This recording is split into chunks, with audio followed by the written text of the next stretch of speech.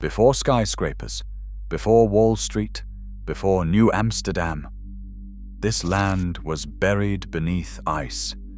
Over 1,000 feet of it, grinding south, carving the harbor, the rivers and the islands that would one day hold 8 million people. From that frozen silence to the most powerful city on Earth, this is the entire history of New York, and it starts long before any human set foot here. 20,000 years ago, the land beneath New York lay under ice thicker than any skyscraper is tall, over 2,000 feet deep, pressing down on the Earth with unimaginable weight. The Laurentide ice sheet crept south, grinding mountains to stubs, gouging deep valleys, and sculpting the basin that would one day cradle the Hudson River. As global temperatures rose, the ice began its slow retreat northward. The melt was not gentle. Torrents of water burst from beneath the glacier, carving out channels and flooding the lowlands. Massive proglacial lakes, like ancient Lake Albany, pooled behind ridges of rock and debris, their shorelines mapped today by subtle rises and dips in the land. By around 18,000 years ago, the ice edge had pulled back past what is now the city, exposing a raw, barren landscape. Boulder fields, drumlins, and eskers snaked across the terrain, evidence still visible in the ridges of Central Park and the hills of Brooklyn and Queens. The rivers we know today, the Hudson, the East, and the Harlem, began as meltwater torrents, their courses set by the scars left behind. Soil was thin, the air sharp with cold, but the land was open at last. Into this newly revealed world came the first people. By about 11,000 years ago, small bands of Paleo-Indian hunters crossed the exposed corridors, following herds of mammoth, mastodon, and caribou across tundra and grassland. Archaeological finds, fluted spear points and hearths blackened with charcoal, trace their presence along what would become the Hudson Valley. At sites like Duchess Quarry Caves and the Hiscock site, stone tools and ancient bones tell of camps pitched beside glacial lakes, of fires burning against the chill, of a life lived on the edge of survival and discovery. These early New Yorkers left no monuments, but their legacy is written in the land itself. The ridges and valleys, the hidden lakes and winding rivers all bear the mark of ice and the first human footsteps. The physical canvas was set, scarred, shaped, and ready for the next chapter. As the climate warmed and forests crept back, the story of New York would shift from the struggle against ice to the flourishing of life and culture. By 500 CE, the land that would become New York pulsed with the steady rhythms of village life. Along the banks of the Hudson and on the island known as Mannahatta, families gathered in clusters of bark longhouses, their pottery vessels lined up beside hearths that had warmed generations. Archaeological digs reveal fragments of these clay pots, some etched with patterns, others burnished smooth by hands now lost to time. Each piece hints at a people who had grown beyond the constant movement of their ancestors, settling in places where the soil was rich and the waters teemed with life. The Lenape, whose name means the people, shaped this landscape with intention and care. They cleared patches of forest with controlled fire, coaxing open meadows where oak and hickory could thrive. These fires, set with a practiced hand, kept the undergrowth in check and drew game animals to the fresh shoots that followed. By maintaining a patchwork of woodland and grassland, the Lenape created a living larder with deer, turkey, and rabbit for the hunt, nuts and berries for the gathering, and open spaces for planting the three sisters, corn, beans, and squash. Mannahatta was not a wild tangle, but a managed abundance. The Mannahatta Project's ecological maps, built from centuries-old oral histories and the careful study of ancient middens, show a land divided into zones of use. Shell heaps at the island's edge record feasts of oyster and clam, while charred maize and nutshells mark the sites of autumn harvests. In spring, families would fish the shadruns, their canoes gliding through tidal creeks that once braided the lowlands. Summer brought the tending of gardens, and in winter, the people gathered in sheltered uplands, sharing stories and preserving food for the lean months. Leadership among the Lenape was rooted in consensus and respect for elders, whose words carried the weight of memory. Councils gathered beneath the spreading limbs of ancient trees to decide on matters of hunting, planting, and peace. The land itself was a council member, its needs considered in every decision. A Lenape elder once said, "We are caretakers of the island of many hills. The water, the trees, the animals, they are our relatives." Through fire, planting, and careful harvest, the Lenape turned Mannahatta into a place of balance, a mosaic of forest, meadow, marsh, and field. Their stewardship ensured that the land could provide season after season, sustaining not just their own people, but the web of life that flourished alongside them. This deep relationship with the land would endure, even as new faces and new ambitions approached the shores of the great harbor. In 1624, the sails of Dutch merchant ships cut across the Atlantic, their hulls heavy with hopes of profit. The Dutch West India Company planted its flag on the southern tip of Manhattan, naming their outpost New Amsterdam. Company charters granted vast tracts of land to wealthy patroons, but the real prize was the harbor, a deep, sheltered inlet perfect for trade. Merchants set up warehouses along the muddy shoreline, exchanging beaver pelts and timber for European goods. The city's first streets, like Pearl and Broad, followed old Lenape paths, but soon formed a grid to serve commerce.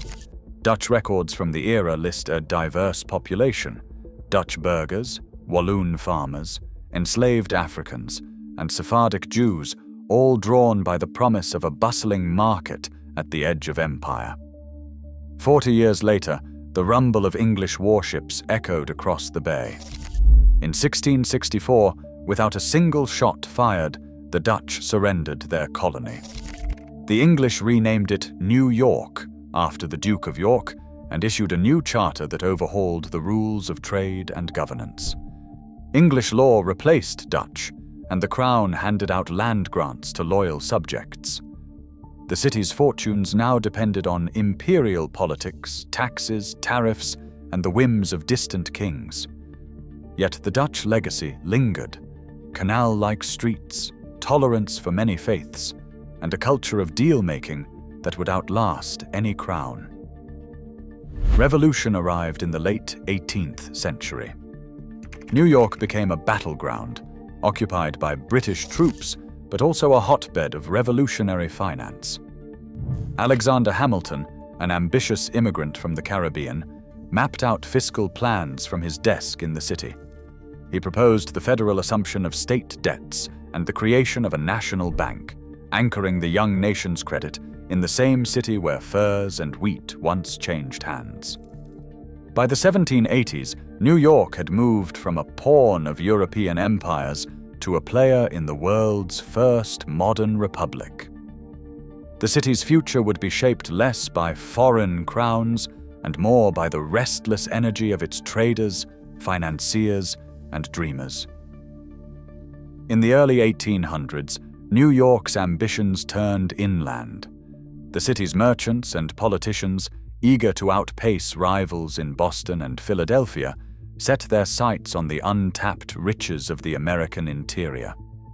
The answer was a waterway that would defy skeptics and mountains alike: the Erie Canal. Construction began in 1817, with laborers, many of them recent immigrants, cutting a 363-mile ribbon from Albany to Buffalo. The project cost over $7 million, a sum raised through state-backed bonds and a financial gamble that paid off.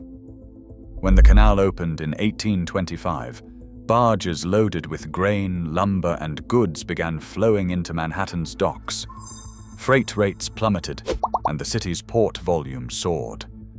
In just a decade, New York's population doubled, and the city became the gateway for Western trade. The canal didn't just move cargo, it moved people. By the mid-19th century, waves of Irish and German immigrants fleeing famine and revolution arrived at the city's doorstep. Many found work digging the canal or building the railroads that soon followed its path. Their sweat and skill filled the city's tenements and fueled its factories, weaving new threads into the urban fabric. Ellis Island opened its doors in 1892, and the Great Migration accelerated. Names from ship manifests, Rossi, Kowalski, Goldberg, echoed through the halls, each one a story of hope and hardship. Families from Italy, Russia, and beyond faced medical checks, language barriers, and the uncertainty of a new world. One family, the De Lorenzos from Naples, arrived in 1903 with 3 children seated and a single trunk. They settled in a crowded Lower East Side apartment, joining a community where dozens of languages mingled in the streets and factories ran day and night. As newcomers poured in, capital followed. Wall Street, once a literal wall at the city's edge, grew into the beating heart of American finance. The late 19th century saw the rise of the New York Stock Exchange, where fortunes were made and lost in the span of an afternoon. By 1900, the city's stock capitalization outpaced London's, and Manhattan's canyons of stone and steel began to climb ever higher. Engineers, immigrants, and financiers together transformed New York into a city where goods, people, and money all converged, a continental crossroads on its way to becoming a global one. Steel, ambition, and a hunger for the sky defined New York at the dawn of the 20th century. The Empire State Building rose above Midtown in just 13 months, opening its doors in 1931. At 1,250 feet, it was the tallest structure in the world, a symbol of hope and progress, even as dark clouds gathered over Wall Street. Architects like William Lamb and builders from every corner of the globe worked around the clock, pouring concrete and riveting beams through the night. The skyline filled with towers, including the Chrysler, the Woolworth, and the shimmering spires of Lower Manhattan, each one a monument to the city's restless drive. But the crash of 1929 sent shockwaves through every borough. By 1933, more than 1 million New Yorkers were out of work. Bread lines stretched past shuttered storefronts. The city's factories, once alive with the clang of machinery, fell eerily silent. Unemployment soared to 25%. Families crowded into cramped apartments, scraping together what they could, while newspapers carried stories of bankrupt banks and vanished fortunes. The skyscrapers, so recently finished, cast long shadows over streets lined with hardship. Yet even in these hard times, the city refused to stand still. Federal New Deal programs poured resources into New York.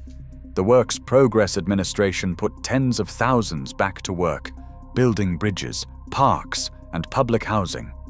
Administrators like Robert Moses and planners at City Hall mapped out new highways and green spaces, determined to reshape the city for a better future. Murals went up in post offices, and artists found work painting the city's struggles and dreams onto its walls. When We Are came in 1941, the city's factories thundered back to life. Shipyards along the East River turned out landing craft, while plants in the Bronx and Brooklyn retooled for tanks, engines, and munitions. More than 50 factories shifted overnight from consumer goods to military production. By 1945, defense-related jobs had surged by 500,000, drawing men and women into new roles and fueling a sense of unity and purpose. New York became a nerve center for the Allied effort, its piers crowded with troops and supplies bound for distant fronts. Through crisis and mobilization, the city found strength in its people and its ability to reinvent itself again and again, no matter how high the climb or how steep the fall. In 1947, the world's diplomats arrived on Manhattan's East River, where the United Nations headquarters rose from land once lined with slaughterhouses. The city, flush with post-war confidence, welcomed its new role as a global crossroads. Skyscrapers climbed higher, jazz and Broadway drew crowds from every continent, and the subway rumbled beneath a population nearing 8 million. New York's economy boomed, fueled by Wall Street's expanding reach and the steady arrival of newcomers from Europe, the Caribbean, and the American South. But beneath the surface, warning signs grew. By the early 1970s, the city's spending outpaced its income. Factories shuttered, tax revenues shrank, and entire neighborhoods struggled with joblessness and neglect. In 1975, the city faced a staggering deficit of $1.3 billion. Headlines warned of bankruptcy. Banks refused to buy city bonds. Trash piled up on sidewalks as services were slashed. The state stepped in, creating the Municipal Assistance Corporation, MAC, to sell bonds and oversee the city's finances. Emergency controllers imposed strict budgets, freezing wages, and cutting public programs. Community activists from the South Bronx to Brooklyn rallied to save schools, clinics, and housing, organizing food banks and tenant strikes as basic services faltered. The crisis forced New York to confront its own limits. Out of austerity came new rules, independent budget offices, stricter oversight, and a hard lesson in fiscal restraint. The city's brush with collapse would shape everything that followed, from the politics of City Hall to the resilience of its neighborhoods, setting the stage for a new era of revival. By the early 1990s, New York pulsed with a new sense of possibility. Streets once gripped by fear saw crime rates fall year after year. Homicides dropped from over 2,200 in 1990 to fewer than 650 by the end of the decade. Redevelopment swept through Times Square, turning neon-lit blocks into a magnet for tourists and families. The city's population grew again, and unemployment dipped to its lowest point in decades. Tech startups clustered in Silicon Alley, while artists and immigrants filled neighborhoods from Williamsburg to Jackson Heights. Urban policymakers pointed to these numbers as proof that New York's era of decline had ended.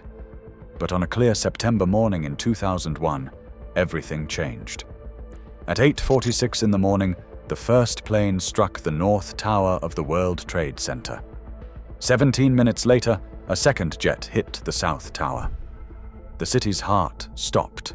Units from the Fire Department of New York rushed downtown, and among them was Deputy Chief James Hernandez, who would later recall, "We ran toward the fire because we could not stand by." Within 2 hours, both towers had collapsed, sending a cloud of dust and debris across lower Manhattan. The loss was staggering. 2,977 people killed, including 343 firefighters and 23 police officers. Emergency logs recorded dispatches every minute as first responders searched for survivors amid the ruins. In the days that followed, New York grieved together. Vigils filled Union Square. Volunteers lined up to donate blood and food. The city's optimism gave way to collective sorrow, but also to a fierce resolve. Policymakers launched sweeping changes in security and disaster response. The promise of the 1990s was tested, but New York's cycle of resilience, revival, shock, and renewal endured, setting the stage for a new era of adaptation and rebuilding. By the decade from 2010 to 2019, New York's energy had shifted again, this time into the digital world. Startup founders crowded into old warehouses in Brooklyn and sleek towers in Midtown, chasing the next big breakthrough. Venture capital flooded in, topping $15 billion by 2024, fueling companies in fintech, biotech, and artificial intelligence. The city's financial core stayed strong, with Wall Street still processing trillions each day, but now the buzz came as much from code as from trading floors. Tech incubators, once a novelty, became as common as corner delis, drawing talent from across the globe. Yet with every leap forward, new challenges pressed in. The city's climate action plan mapped out a future threatened by water. Projections show sea levels rising by as much as 0.8 meters by 2050, putting neighborhoods from Red Hook to the financial district at risk. Housing, too, strained under the weight of success. HUD indices reveal a widening gap, and by 2026 median rent threatens to consume more than half the average household income. For many, the dream of living in New York slips further out of reach each year. Dr. Naomi Lee, a climate finance analyst, warns that the city's next transformation depends on how we invest in resilience, green bonds, adaptive housing, and policies that match the scale of the risk. The question for New York, on the edge of 2026, is whether innovation and capital can keep pace with rising tides and rising costs. The city stands at a crossroads, its future shaped as much by the forces of nature as by the ambitions of those who call it home. New York stands on ancient rock, but its future is anything but solid. Rising seas now threaten the very harbors that once shaped its destiny. Over 37% of city land sits within a floodplain. Reinvention is no longer a choice, it is a necessity. In the city that never stops, survival will depend on how boldly it adapts to the next great transformation. What would you change?